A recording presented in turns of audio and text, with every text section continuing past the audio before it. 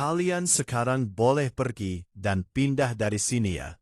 Karena tanahnya sudah saya beli, akan saya buat proyek megah. Di tengah hutan sunyi, seorang pemuda miskin rela kelaparan demi merawat nenek lumpuh dan pikun yang bahkan tak mengingat namanya sendiri. Tak ada yang peduli. Sampai suatu hari, sebuah mobil Rubicon putih mewah berhenti di depan rumah reot itu. Seorang pria kaya turun dengan tatapan dingin tanpa sadar, langkahnya sedang menuju rahasia hidupnya sendiri. Ternyata sebelum kita mulai cerita ini, tuliskan dulu di kolom komentar dari kota mana kalian menonton cerita ini. Dan jangan lupa untuk like dan subscribe channel ini. Yang sudah subscribe, like, dan komen. Semoga dimudahkan segala urusannya, dilancarkan rezekinya, dijauhkan dari mara bahaya, dan dikabulkan semua hajat dunia akhirat oleh Allah. Amin ya Rabbal Alamin. Sekarang, mari kita mulai ceritanya. Pagi di hutan itu selalu datang lebih lambat dari tempat lain. Kabut tipis masih menggantung di antara batang pohon. Ketika Andi membuka pintu rumah kayu yang berderit pelan, bau tanah lembab bercampur kayu lapuk langsung menyergap hidungnya. Rumah itu kecil, nyaris roboh, tapi menjadi satu-satunya tempat berlindung yang ia miliki bersama nenek Rodia. Rodia sudah terbangun sejak subuh. Ia duduk di kursi kayu tua di depan rumah. Tubuhnya membungkuk. Kaki kirinya tak lagi bisa digerakkan sejak bertahun lalu. Tangannya gemetar memegang kain lusuh. Matanya menatap kosong ke arah pepohonan, seolah sedang mencari sesuatu yang bahkan ia sendiri tak tahu apa. Andi mendekat sambil membawa ember berisi air. Air itu ia ambil dari sungai kecil di balik hutan. Berjalan hampir setengah jam setiap pagi. Napasnya masih berat, keringat membasahi kaos tipis yang warnanya sudah pudar. Next, kita bersih-bersih dulu ya. Rodia menoleh menatap wajah Andi, lama sekali. Ada raut bingung di matanya, lalu berubah menjadi senyum kecil yang rapuh. "Kamu siapa, nak?" tanya lirih. Pertanyaan itu seperti jarum yang menusuk. Tapi Andi sudah terlalu terbiasa. Ia tersenyum, meski hatinya selalu terasa jatuh ke tempat yang sama setiap kali mendengarnya. "Aku Andi, Nek, yang tinggal sama nenek." Rodia mengangguk pelan, seolah memahami, meski 5 menit kemudian ia akan bertanya hal yang sama. Andi membersihkan tubuh Rodia dengan hati-hati. Takut sentuhannya terlalu kasar. Setiap gerakan ia lakukan perlahan, seperti merawat sesuatu yang sangat berharga. Meski dunia di luar sana tak pernah menganggapnya demikian. Di dapur kecil, hanya ada sepanci nasi sisa semalam dan sedikit garam. Andi menanak ulang nasi itu agar hangat, lalu menyuapkannya pada Rodia. Ia sendiri belum makan sejak kemarin sore. Tapi itu sudah menjadi kebiasaan yang tak lagi ia hitung. "Ayahmu kemana?" tanya Rodia, tiba-tiba matanya menatap kosong. Andi terdiam sejenak.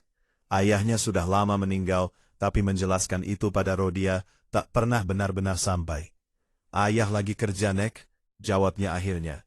Angin berembus pelan, membuat daun kering bergesekan di tanah. Dari kejauhan, suara burung terdengar sayup. Seolah dunia berjalan normal, tanpa peduli pada dua manusia yang bertahan hidup di pinggirannya. Andi memandang hutan di sekeliling rumah. Tak ada tetangga dekat, tak ada suara kendaraan, hanya kesunyian yang kadang terasa menekan dada. Namun di tempat itulah ia memilih bertahan. Bukan karena nyaman, tapi karena di sanalah Rodia masih bernapas, masih membutuhkan seseorang. Ia tak tahu sampai kapan hidup mereka akan seperti ini. Ia juga tak tahu bahwa pagi sunyi itu adalah awal dari perubahan besar yang perlahan mendekat, tanpa suara, tanpa tanda. Menunggu waktu untuk mengungkapkan segalanya. Menjelang siang, matahari mulai menembus celah pepohonan, memantulkan cahaya ke tanah yang dipenuhi daun kering. Andi melangkah keluar rumah dengan membawa karung kecil berisi botol-botol bekas. Ia menoleh sebentar ke arah Rodia yang tertidur di kursinya. Napas nenek itu pendek dan tidak teratur. Setiap kali Andi pergi, selalu ada rasa cemas. Bukan karena takut lapar, tapi takut Rodiah terbangun sendirian dan tak menemukan siapapun di sekitarnya. Jalan setapak menuju desa dilalui Handi dengan langkah cepat. Beberapa warga sudah berkumpul di warung kecil dekat persimpangan. Tawa mereka terdengar keras, kontras dengan tubuh Andi yang kotor oleh debu dan keringat. Begitu ia mendekat, obrolan itu meredah. Itu si Andi yang ngurus nenek pikun di hutan. Bisik seseorang cukup keras untuk terdengar. Andi pura-pura tak mendengar. Ia menyerahkan botol-botol itu pada pemilik warung, menerima beberapa lembar uang lusuh sebagai gantinya. Jumlahnya tak seberapa, bahkan tak cukup untuk membeli lauk. Tapi ia tetap mengangguk berterima kasih. Masih kuat aja ngurus orang yang udah nggak ingat apa-apa, ucap seorang pria sambil menggelengkan kepala. Percuma paling juga mati di situ. Kata-kata itu menghantam lebih keras dari yang terlihat. Andi menahan napas, menunduk, lalu melangkah pergi. Ia sudah belajar bahwa melawan hanya akan membuat segalanya lebih sulit. Di sepanjang jalan pulang, pikirannya dipenuhi suara-suara itu. Ia tahu bagi warga desa, Rodiah bukan siapa-siapa. Tak ada keluarga yang mengaku, tak ada asal-usul yang jelas. Hanya nenek lubuh yang muncul entah dari mana, lalu menetap di rumah kayu itu bertahun-tahun. Andi sendiri tak pernah tahu pasti bagaimana Rodiah bisa tinggal bersamanya. Ia hanya ingat saat masih remaja, ayahnya membawa nenek itu pulang dalam keadaan bingung dan luka di kepala. Sejak ayahnya meninggal, Andi meneruskan apa yang sudah dimulai tanpa pernah mempertanyakan alasannya. Sesampainya di rumah, Andi mendapati Rodiah terbangun. Nenek itu terlihat gelisah. Tangannya mencengkeram sisi kursi. Andi, kemana? Gumamnya berulang-ulang. Aku di sini, Nek, jawab Andi cepat berlutut di depannya. Rodiah menatap wajah Andi dengan mata berkaca-kaca, lalu memegang lengannya erat, seolah takut ia akan menghilang. Mereka nggak suka sama nenek, katanya pelan, suaranya bergetar. Andi terdiam. Ia tak tahu sejak kapan Rodiah menyadari penolakan itu, atau mungkin hanya perasaan yang muncul sesaat. Ia hanya mengangguk, menggenggam tangan keriput itu dengan lembut. Gak apa-apa, Nek, selama aku ada, nenek gak sendirian. Rodiah menghela nafas panjang, tatapannya kembali kosong, seolah kalimat barusan sudah lenyap dari ingatannya. Namun bagi Andi, kata-kata itu tertinggal berat, menumpuk di dadanya. Memandang rumah kayu yang mulai retak di beberapa bagian atap yang bocor jika hujan turun lama. Dunia di luar mungkin telah melupakan Rodiah sepenuhnya. Tapi bagi Andi, nenek itu adalah satu-satunya alasan ia tetap berdiri setiap pagi. Ia belum tahu penolakan yang selama ini mereka terima hanyalah permulaan dari ujian yang lebih besar yang perlahan mendekat bersama perubahan yang tak bisa ia hindari. Hujan turun sejak pagi buta. Atap rumah kayu itu bocor di beberapa titik, membuat Andi harus memindahkan ember berkali-kali agar lantai tanah tidak berubah menjadi lumpur. Rodiah duduk terdiam, matanya mengikuti setiap gerakan Andi tanpa benar-benar memahami apa yang sedang terjadi. Hari itu, Andi berencana mencari kerja ke desa seberang. Jaraknya cukup jauh, tapi ia tak punya pilihan lain. Persediaan beras tinggal segenggam, dan Rodiah membutuhkan obat yang sudah 2 hari tak terbeli. Ia mengenakan jaket tipis yang mulai robek di bagian lengan. Sebelum berangkat, ia menyuapi Rodiah nasi dingin yang dihangatkan seadanya. Bau apek dari nasi semalam bercampur asap kayu bakar memenuhi ruangan. Makan pelan-pelan ya, Nek, ucap Andi. Rodiah mengangguk. Meski sandok itu lebih sering berhenti di udara daripada sampai ke mulutnya, sesekali ia tersenyum kecil, seolah sedang makan hidangan yang sangat lezat. Perjalanan menuju desa seberang terasa lebih berat karena hujan.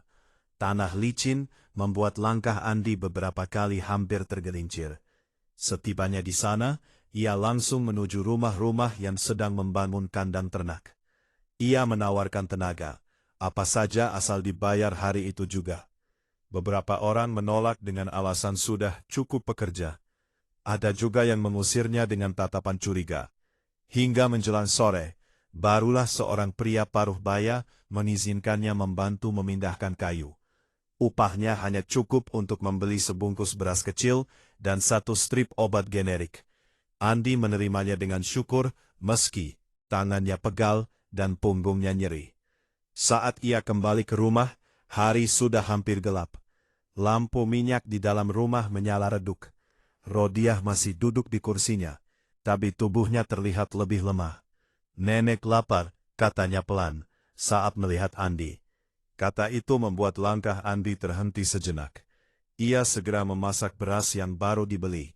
Menunggu dengan sabar meski perutnya sendiri melilit. Setelah nasi matang, ia menyuapi Rodiah lebih dulu, memastikan obatnya diminum. Ia baru makan setelah Rodiah tertidur. Itu pun hanya beberapa suap, karena sisanya ia simpan untuk esok hari. Di luar, hujan kembali turun, lebih deras dari sebelumnya. Andi duduk di dekat pintu, memandangi gelap hutan. Di kepalanya berputar berbagai pikiran yang tak pernah ia ucapkan. Tentang masa depan yang tak jelas. Tentang tubuh Rodiah yang semakin rapuh. Tentang dirinya sendiri yang seolah tak punya ruang untuk mengeluh. Namun di balik kelelahan itu, ada tekad kecil yang terus ia jaga. Selama ia masih bisa berdiri dan bekerja, Rodiah tak boleh merasa kelaparan atau sendirian. Ia tak menyadari bahwa tekanan hidup yang hari itu terasa begitu berat hanyalah bagian awal dari rangkaian peristiwa yang akan mengubah segalanya perlahan tanpa ampun. Pagi itu udara terasa berbeda, bukan karena cuaca, tapi karena langkah kaki asing yang terdengar mendekati rumah kayu mereka. Andi yang sedang menjemur kain segera menoleh. Dari balik pepohonan muncul dua orang pria membawa map coklat dan mengenakan sepatu bersih yang kontras dengan tanah berlumpur di sekitar rumah. "Ini rumah siapa?" tanya salah satunya tanpa basa-basi. Andi menghampiri dengan hati-hati. "Kami yang tinggal di sini, Pak." Pria itu saling pandang. Salah satu membuka map dan melihat beberapa lembar kertas. "Tanah ini bukan tanah hak milik. Ada rencana pendataan ulang. Penghuni liar harus angkat kaki." Kata penghuni liar membuat dada Andi terasa ditekan. Ia mencoba menjelaskan bahwa mereka sudah tinggal di sana bertahun-tahun, bahwa Rodiah tak bisa berjalan, bahwa mereka tak punya tempat lain. Namun, wajah pria itu tetap datar, seolah cerita Andi hanyalah suara angin. "Kami kasih waktu, jangan sampai kami datang lagi," ucapnya singkat sebelum berbalik pergi. Rodiah yang duduk di kursi mendengar sebagian percakapan itu. Wajahnya terlihat gelisah. Alisnya berkerut seperti sedang mencoba mengingat sesuatu yang tak kunjung datang. "Andi, rumah kita kenapa?" tanyanya pelan. Andi berlutut di depan Rodiah. "Gak apa-apa, Neh. Cuma orang lewat." Namun setelah itu pikirannya tak lagi tenang.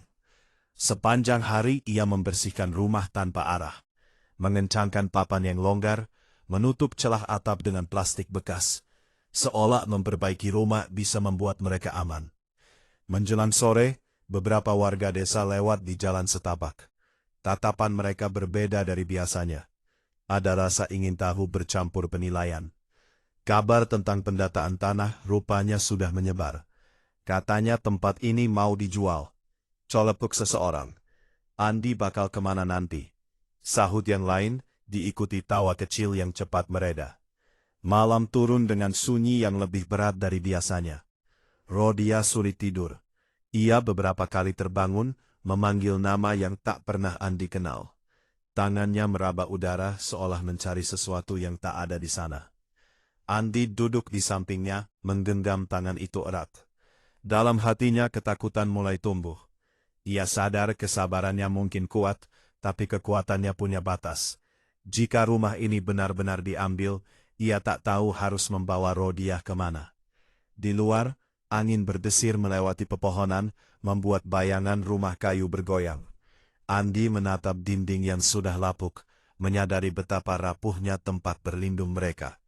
Namun di balik rapuh itu ada kenangan, ada janji yang pernah ia buat pada ayahnya, ada tanggung jawab yang tidak bisa ia tinggalkan. Malam itu tak jamkan mata, ia hanya duduk menunggu pagi dengan perasaan bahwa hidup yang selama ini berjalan pelan, sedang bersiap memasuki babak yang lebih keras. Meski ia belum tahu dari arah mana ujian itu akan datang, pagi itu hutan kembali sunyi, seolah tak terjadi apa-apa. Burung-burung berkicau seperti biasa, dan cahaya matahari menembus sela daun dengan lembut. Andi sedang memotong kayu bakar di belakang rumah, ketika suara asing memecah ketenangan. Bukan suara motor tua, bukan pula langkah kaki warga desa. Suara itu berat, rendah, dan bergetar di tanah. Andi berhenti memotong kayu. Ia menegakkan tubuh, memincingkan mata ke arah jalan setapak yang jarang dilewati kendaraan. Dari kejauhan, tampak sebuah mobil besar berwarna putih bergerak perlahan. Bannya menggilas tanah dan bebatuan dengan mudah. Mobil itu berhenti tak jauh dari rumah kayu mereka. Debu berterbangan. Andi berdiri kaku, tangannya masih memegang kapak. Selama hidupnya, ia tak pernah melihat kendaraan semewah itu masuk ke wilayah hutan, apalagi berhenti tepat di depan tempat tinggalnya. Pintu mobil terbuka. Seorang pria turun dengan langkah mantap. Usianya sekitar akhir 40-an. Tubuhnya tegap, pakaiannya rapi dan bersih. Sepatu kulitnya tampak asing di tanah lembab yang penuh daun kering. Wajah pria itu datar, matanya menyapu sekitar dengan cepat, seolah sedang menilai sesuatu. Rodiah yang duduk di kursi depan rumah ikut menoleh. Ia menyipitkan mata, menatap sosok itu lama sekali.